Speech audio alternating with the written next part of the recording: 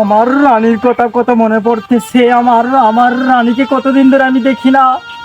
তবে আমার চোখের জলে আমি ভেসে যাচ্ছি আমার রানীর জন্য। তার সেনাপতি আমার কষ্ট কারো কাছে আমি বলতে পারতেছি না। হুজুর, আপনার কি রানীমার কথা এতই মনে পড়ে হুজুর? হ্যাঁ হ্যাঁ, খুবই মনে পড়তেছে। কিন্তু হুজুর, আপনার যে চরিত্র, আপনার কিভাবে মনে পড়ে? কি বললি তুই? আমার চরিত্র খারাপ, তুই এটা বলতে পারলি? না না না না না হুজুর, আমি বলতে চেয়েছি রানীমা অনেক ভালো ছিল, সেই কারণে রানীমার কথা আপনার মনে পড়াটাই স্বাভাবিক হুজুর।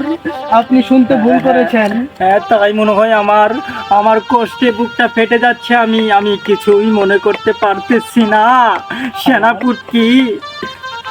তবে তবে আমার রানীকে এক নজর দেখার জন্য আমার এই মনটা ছটফট করতেছে।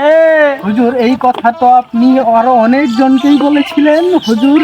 আমার রানীকে আমি কতবার বললাম তুই যাস না চলে, তাও আমার রানী শুনলো না রে সেনাপতি। হুজুর, আপনি তো এই কথা আরো অনেকগুলো মেয়েকেই বলেছেন হুজুর। কি শয়তান, কি বললি তুই? তুই দেখছিস কখন ধরে তুই আমার চরিত্র নিয়ে কথা বলিস? না না হুজুর, আমি আপনার চরিত্র নিয়ে কখনো সন্দেহ করিনি হুজুর। আপনি শুনতে ভুল করেছেন।